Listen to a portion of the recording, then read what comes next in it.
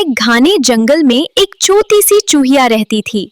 वह हर सुबह सूरज की पहली किरण के साथ जगती थी। सब जानवर उसे कमजोर समझते थे।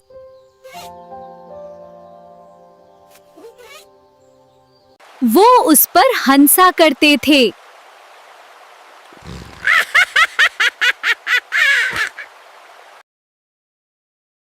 एक दिन जंगल का राजा शेर जाल में फंस गए। सब जानवर डर के भाग गए।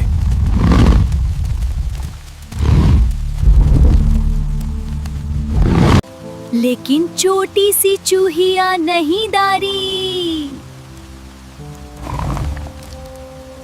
उसने अपने छोटे दांतों से जाल काट दिया। शेर आजाद हो गया।